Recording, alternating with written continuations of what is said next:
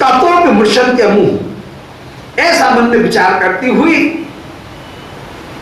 श्री अमु, ये श्री राधे का अधिकाम उसका अपूर्व रूप से पान करती हुई विराजमान हो रही हैं। राधा अबाधान प्रतिबिंबता, प्यारे की रूप छवि उस चषक में अपूर्व रूप से छलक रही है। प्यारे की वह रूप माधुरी उस चषक में अपूर्व रूप से प्रतिबिंबित हो रही है। उस रूप माधुरी का श्री स्वामी पान कर रही हैं। और उस समय दर्शन करते करते श्री किशोरी जो विधाता से मन ही मन में कहने लगी, विधाता से कह रही है कि अरे विधाता, ब्रज कुरु भवान उत्कंठाग्नि ज्वलन मनसाम विधे ह्रियमिव सृजन नो भूत शापास्पदम कत शोक किम। अरे विधाता, तूने ब्रज भूमि पर उत्पन्न होने वाली जितनी भी ब्रज गोपिका गण हैं, उन ब्रज गोपिका गणों के हृदय में श्याम सुंदर का दर्शन करके जो प्रीति और उत्कंठा उत्पन्न हुई, उस उत्कंठा की अग्नि को तूने प्यारे इन सखियों के, इन सब गोपियों के हृदय में तूने उस उत्कंठा को लगा दिया है। तो ब्रज कुल भवान, ब्रज की जो कुल रमणी गण हैं, उनके हृदय में उत्कंठाग्नि ज्वलन, कृष्ण का दर्शन करके उत्कंठा की जो अग्नि है, उस अग्नि की होली तूने जला दी। गोपियों के हृदय में व्याकुलता की, उत्कंठा की होली जल रही है। और ऐसी होली में जलते हुए, ऐसी अग्नि में जलते हुए जिनके मन तड़प रहे हैं, ऐसी में ब्रज गोपिकागण विधे वे तुझे गाली देती हैं कि अरे विधाता, तूने एक और तो कृष्ण को हमारे सामने कृष्ण की रूप माधुरी उपस्थित कर दी, और दूसरी ओर तूने हमारे हृदय में लज्जा भी उत्पन्न कर दी। ये तूने सर्वथा अनुचित कार्य किया। जब तूने उत्कंठा उत्पन्न की है, तो उत्कंठा उत्पन्न करने पर तुझे हमारे हृदय में लज्जा रूपी अवरोध उत्पन्न करने की, लज्जा रूपी बाधा उत्पन्न करने की, रेजिस्टेंस लगाने की आवश्यकता नहीं थी, परंतु तूने लज्जा रूपी बाधा भी लगा दी और हमारे हृदय में कृष्ण दर्शन करने की उत्कंठा भी पैदा कर दी। तो एक ओर तो तू हृदय में आग लगाता है और दूसरी ओर हमारे मन में उस रूप का पान करके अपनी तृष्णा को बुझाने भी नहीं देता है। ऐसा तू क्यों करता है? तूने सर्वथा यह अनुचित कार्य किया कि ब्रज कुल भवान उत्कंठाग्नि ज्वलन मनसा, ब्रज की वे कुल रमणीगण जो कि उत्कंठा की अग्नि में जिनका मन जल रहा है, ऐसे गोपियों को के हृदय में तुझे लज्जा विवेक रखना ही नहीं चाहिए था, लज्जा विवेक का त्याग कर देना चाहिए था। परंतु उनके हृदय में जब तू लज्जा उत्पन्न करता है तो तू निंदा का विषय बनता ही है। और अंत में वे गोपिकागण यही कहती हैं कि यदि कोई सखी उनसे कहती है कि अरे तू कुल रमणी है, तुझे ये शोभा नहीं देता कि तू इस तरह से श्याम सुंदर के बेड़ों को सुन करके व्याकुल हो जाए, उस समय वो गोपी विधाता को गाली देती हुई अपनी विवशता प्रकट करती है। श्री गदाधर भट्ट गोस्वामी पाद का बड़ों का एक बड़ा सुंदर श्लोक है कि अधर्म धर्मादि चतुर्मुखोदितम माथ कथम में हृदय सत्कृतम भवे कष्टम मुखै अष्टभि अन्यथैव यत् कंसद्विषः संशति वंश निश्वना। श्याम सुंदर की वंशी को श्रवण करके कोई गोपी एकदम व्याकुल होकर के दौड़ करके जहां बंशी बज रही है उस यमुना पुलिन पर पहुंचना चाहती है, श्याम सुंदर के पास में पहुंचना चाहती है। उस समय दूसरी गोपी उसको समझाती हुई कह रही है, बोले अरे तू कुलरमणी है, तुझे ऐसे बंशी नाद को सुन करके दौड़ करके नहीं जाना चाहिए। उसके उत्तर में वो युद्धेश्वरी, वो प्रेमिका कह रही है कि अरे सखी ठीक है, अब तू ही बता कि अधर्म धर्मादि चतुर्मुखोदितम, चार मुख वाले ब्रह्मा ने धर्म अधर्म का निर्णय किया। ब्रह्मा की बात माननी चाहिए, हम एक मुख वाले हैं, ब्रह्मा चार मुख वाला है, तो चार मुख वाले की बात एक मुख वाले को माननी चाहिए। निश्चित है उसकी बात ज्यादा महत्वपूर्ण होगी। तो अधर्म धर्मादि चतुर्मुखोदितम माता कथम संप्रति सम्मतम भवे। अरे सखी, अरे माता, वही मां, ये प्रमदाओं की बोली है, वही मेरी मां, बता चार मुख वाले की ब्रह्मा की बोली का मैं कैसे आदर दूं? क्यों? ब्रह्मा के तो चार ही मुख हैं, परंतु ये बंशी 8 मुख वाली है। अब 8 मुख वाली की बात मानूंगी कि 4 मुख वाली की बात मानूंगी? इसलिए 8 मुख वाली की बात नहीं मानी जाएगी, 4 मुख वाली की बात नहीं मानी जाएगी। ब्रह्मा जो कहता है, ब्रह्मा जो विधि निषेध शास्त्र में निरूपण करते हैं, उसको तो जाने दे भाव में। मैं तो इस 8 मुख वाली बंशी में 8 छेद है, तो बंशी 8 मुख से मुझे अपने पास में बुला रही है, तो फिर 4 मुख वाले की बात मानी जाएगी कि 8 मुख वाले की बात मानी जाएगी? यदि तू ये तर्क देती है कि अरे सखी अपन मनुष्य हैं, हमको ब्रह्मा की 4 मुख वाले की बात को मानना चाहिए, तो मेरा तर्क इसके उत्तर में ये है कि ब्रह्मा के तो 4 मुख हैं, परंतु बंशी के 8 मुख हैं, इसलिए मैं तो बंशी की बात मानूंगी, तेरे ब्रह्मा की बात तू अपने पास में रख। तो ब्रह्मा को भी गाली देती हुई ये दौड़ करके चली जाती हैं। तो अधर्म धर्मादि चतुर्मुखोदितम मातक कथम संप्रति सत्कृतम भवे। कष्टम, बड़े कष्ट की बात है कि मुखम अष्टमी अन्यथैव, 8 मुख से ये बंशी कोई दूसरी बात कह रही है, इसलिए 8 मुख वाले की बात को माना जाएगा, 4 मुख वाले की बात को नहीं माना जाएगा। यह कंस द्वेषा संशति वंश निश्चोनः। आज कंस से द्वेष करने वाले, कंस वध करने वाले, कंस बैरी श्री कृष्ण के मुख से कृष्ण की वंशी कुछ अलग ही कहती हुई विराजमान है। तो कृष्ण का वेणुनाद श्रवण करके, रूप दर्शन करके जब कोई प्रिया बड़ी रमणी व्याकुल होती है और उस समय लज्जा आती है, तो वे लज्जा आने पर उस लज्जा को धिक्कार देती हैं, वे धर्म की उस मर्यादा को धिक्कार देने लगती हैं। कभी श्री श्याम सुंदर के वियोग में श्री विश्वानंदिनी अत्यंत अत्यंत व्याकुल हो जाए, और व्याकुल होकर के जब विवेक आए तो उस विवेक से यही कहने लगती हैं, व्याकुल होकर के बड़बड़ाने लगती हैं। श्री आनंद वृंदावन चंपू में पूर्व राग लीला में वर्णन कर रहे हैं कवि कर्णपुर, वहीं का श्लोक है आनंद वृंदावन चंपू का, कि दुराप जनवर्तनी रति अपत्रपा भूयसी गुरु विश्वर्षण मन असी अतीव दौस्थम गता। जन्म जनि परवशम तनु परमयम कुलीनान्वये न जीवत तथापि किम परम पामरोयम जन। बोले अभी सखी, हाय हाय, आज मैं प्यारे से दूर हूं।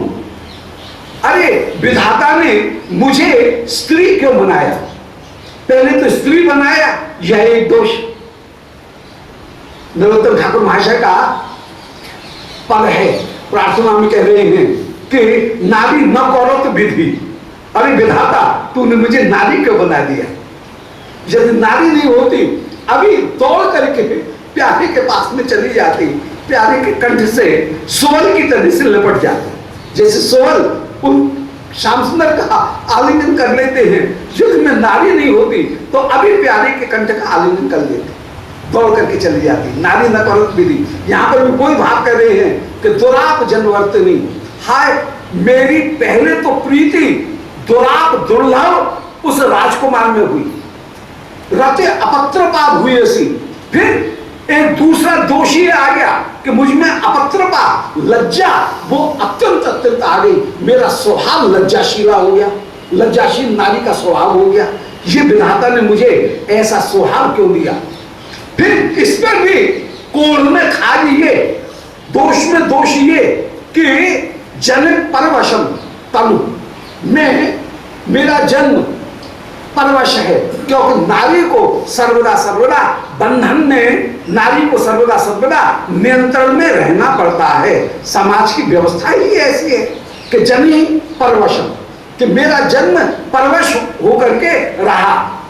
और जनु परमयम तनु परमयम कुलीन अन्वय, मेरा कुलीन अन्वय में, कुलीन वंश में मेरा जन्म हुआ, विश्वान बाबा की बेटी होकर के मैं उत्पन्न हुई। इसलिए हाय सारे दोष एक साथ मिल रहे हैं, प्यारे के साथ में मिलने में बाधा पर बाधा पर बाधा, बार बार अनेक अनेक चार दीवारी बनी हुई है, जहां पर अनेक अनेक भारी द्वार हैं, अवरोध हैं। उन अवरोधों को पार करके, उन अर्गलाओं को पार करके मैं कैसे जाऊं। कि दुराप जनवर्तनी, प्रीति हुई दुर्लभ व्यक्ति के साथ में, एक दोष। फिर उसमें भी जन परवशम, स्त्री शरीर मिला जो परवश होकर के विराजमान। फिर स्त्री शरीर भी उस कुल में मिला जो कि कुलीन वंश है, उसकी मर्यादा पिता के वंश की, अपने पति के पतिमन्य के वंश की जो मर्यादा है, उस मर्यादा का भी पालन करना पड़ता है। तो परमयम कुलीनान्वय, फिर भी आज न जीवत तथापि किम परम पामरोयम जनः, फिर भी मैं जीवित हूं। गुरुक्त विश्वषण मन अतीव दौस्थम गता, और सास नंद सदा कड़वे वचनों के बाण छोड़ती रहती हैं। हाय गुरुक्ति, गुरुजन जो है उनकी उक्ति रूपी विश्व वर्षा के कारण मन अत्यंत दौस्तंगता व्याकुल होता रहता है। न जीवत तथापि किम परम पामरोयम जन, परंतु हाय भी इतनी कठिनाई होते हुए भी मैं जीवित हूं। विधाता ने मुझे कितना कठिन चित्त बनाया है। यह जन मन में अत्यंत पामर हूं। हाय यदि मेरा जन्म किसी पुरुष जाति में होता, अथवा मेरा जन्म किसी ऐसे वंश में होता जहां पर लोक वेद की मर्यादा, इनकी उतने बंधन अर्गलाएं नहीं होती, तो अभी प्यारे के कंठ से जाकर के लिपट जाए। तो लज्जा के उस समय धिक्कार देने लगती हैं, ब्रह्मा को धिक्कार देती हुई कहने लगती हैं, और ये कहने लगती हैं कि अवसर मातर विद्ये विद्ये त्वमपि चरम याहि यावत् नयन चकोरी हरिमुख चंद्रामृतम पिबति। कृष्ण दर्शन करते करते कभी मूर्छा आ जाए तो मूर्छा से कहती हैं कि अवसर माता अविद्य, अरे मां अविद्या, अरे मूर्छा तू दूर हट जा, दूर हट जा। विद्ये तुम चरम याही, अरे लज्जा, अरे विवेक तू भी दूर हट जा। मूर्छा को आनी भी चाहिए, मूर्छा आ जाएगी तो कृष्ण दर्शन नहीं होगा। इसलिए मूर्छा को चाहती नहीं है, चाहती है मैं जागृत बनी रहूं, प्यारी की रूप माधुरी का दर्शन करती रहूं।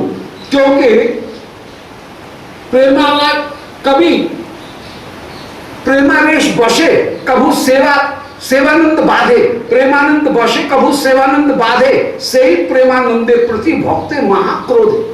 कभी प्रेमानंद सेवानंद में बाधा डालता है तो भक्त प्रेमानंद को बढ़ा करके नहीं मानता है, वह सेवानंद को बढ़ा करके मानता है।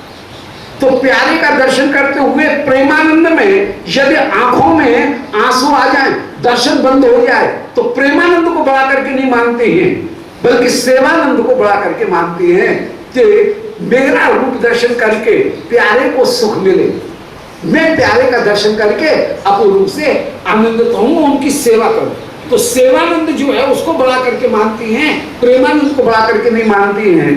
तो कभी कृष्ण दर्शन करने में लज्जा उदय हो जाए तो उस समय मूर्छा आ जाए तो मूर्छा से कहती हैं कि अवसर माता अविद्या, अरे अविद्या, अरे मूर्छा तू दूर हो जा, और विद्ये तोमपि चरमयाही, अरे विवेक लज्जा तू भी दूर हो जा। न मूर्छा आनी चाहिए न लज्जा आनी चाहिए, विवेक आना चाहिए। दोनों ही मेरे शत्रु हैं। यावत नैन चकोरी हरिमुख चंद्रामृतम पेवती, ये नेत्र रूपी चकोरी जब तक हरिमुख चंद्रामृत का पान कर रही है तब तक न मूर्छा आए न मुझे इस समय लज्जा का उदय हो, ऐसी प्रार्थना करती हुई विराजमान हो जाती हैं। तो यहां पर श्री किशोरी जी श्याम सुंदर के उस रूप का पान करते हुए वो जो हाथ में मद का चषक आया है, उस छलकते हुए उस चषक का दर्शन करके, उस जाम का दर्शन करके श्री प्रिया एकदम व्याकुल हो जाए और उस समय कह रही हैं कि ब्रज कुल भुवाम उत्कंठाग्नि में ज्वलन मनसाम, ब्रज कुल की जितनी भी कुल रमणीगण उनके वे उत्कंठा में उनका मन जल रहा है, उत्कंठाग्नि में ज्वलन मनसाम, जिनका मन जल रहा है, ऐसी ब्रज रमणियों के लिए अरे विधाता तूने ह्रियम असलियम, तुझे सृष्टि करना नहीं आया, उनके हृदय में तुझे लज्जा उत्पन्न करनी ही नहीं चाहिए थी, क्योंकि ये लज्जा कृष्ण दर्शन करने में कहीं बाधा डालने वाली हो रही है। अतः अभू शापास्पदम कतशो नकिम, कितनी बार तू ब्रज गोपिकागणों की शाप का पात्र क्यों नहीं हुआ, अर्थात ब्रज गोपिकागण तुझे शाप देती हुई रही और ये कही अरे लज्जा दूर हट जा, अरे विवेक तू भी दूर हट जा, दोनों दूर हट जाओ और इस समय कृष्ण का मुझे दर्शन कर लेने दो, दर्शन कर लेने दो, अपना दर्शन करती हुई विराजमान हो जाए। तो अरे विधाता तू इन कृष्ण दर्शन करने वाली गोपियों के द्वारा कितनी बार निंदनीय शापास्पद नहीं हुआ, परंतु तूने एक अच्छा काम किया। शायद इन गोपियों की निंदा शाप को सुनते सुनते तूने विचार किया होगा कि भाई इस शाप का थोड़ा सा मार्जन कर देना चाहिए, तो तूने मार्जन करने के लिए तुझे जो गालियां पड़ रही थी, तुझे जो दोष लगाया जा रहा था, उसका मार्जन करने के लिए तूने एक उपाय रचा। और वो उपाय क्या है? किशोरी जी कह रही हैं, बोले तूने इस माध्विक की रचना कर दी।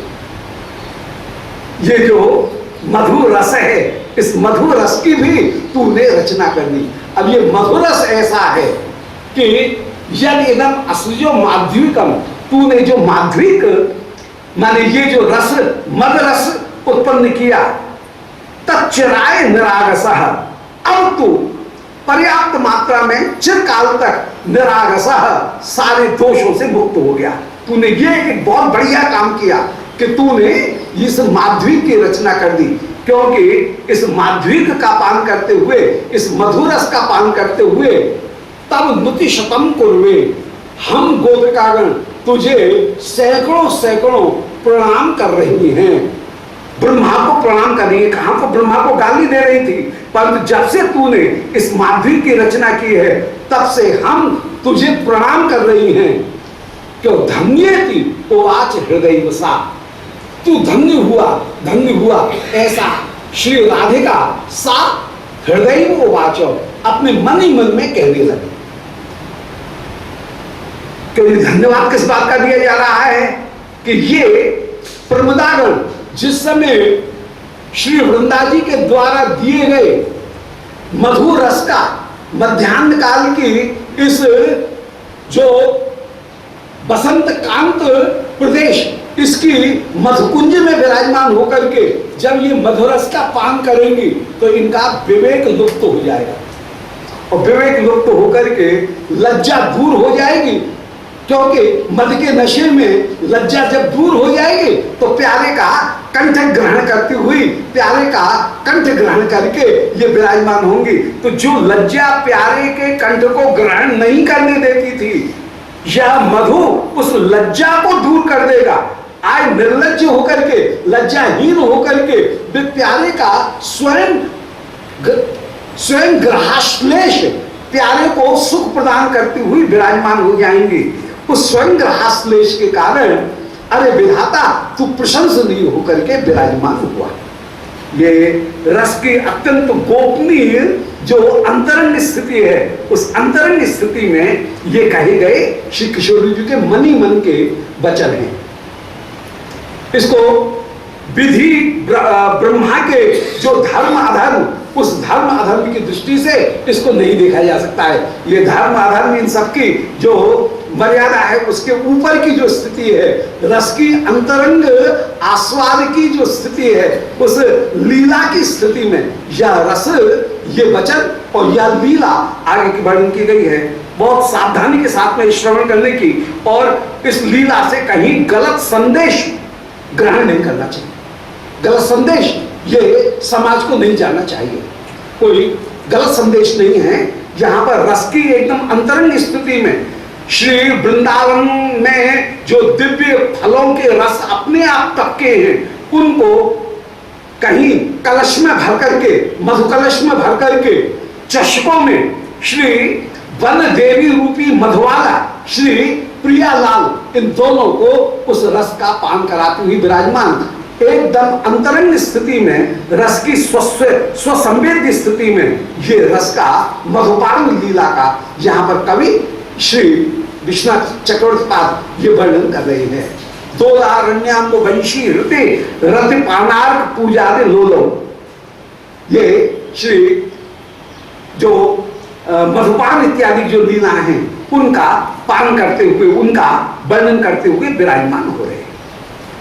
शिवप्रिया जी ने जब ये कहा कि अरे विधाता तू धन्यवाद का पात्र है, आशीर्वाद का पात्र है, क्योंकि तू कृष्ण मिलन प्राप्त करा रहा है, इसको सुन करके श्री कृष्ण श्याम सुंदर आप अंतरंग में शिवप्रिया जी से कह रहे हैं कि सखी यद अधुनैवास्याब्जं में बलात् पिबसि स्फुटं मधु पुनः इदं पीत्वा किमान वेत्मि करिष्यसे। अब ये मद की स्थिति में औचित्य अनौचित्य का लोप हो जाने पर श्याम सुंदर के बहके हुए जो वचन हैं वो हो रहे हैं। शिवप्रिया से कह रहे हैं कि हे सखी, हे श्री राधिके, यद अधुनैवास्यं में बलात् पिबसि स्फुटं, आहा, इस मधु को मैं भी धन्यवाद दे रहा हूं कि सामान्य अवस्था में आप सर्वदा जो कुटमित भाव धारण करके, बनावटी क्रोध धारण करके विराजमान होती थी, उस बनावटी मिलन के समय नेति नेति वचन का उच्चारण करते हुए जो सर्वदा निषेध मुद्रा को धारण करके विराजमान हो गई होती थी, यह मधुबालाएं जब यह फलों के रस को लेकर के आई हैं, इन फलों के रस को देखते ही उस मनोवृत्ति में आकर के आप बिना नेति नेति वचनों के स्वयं ही यद अधुनैव आस्यं में बलात् पिबसि, आप निषेध नहीं कर रही हैं, बल्कि बलपूर्वक आप मेरे मुख कमल के माधुर्य का आस्वादन करती हुई विराजमान हैं।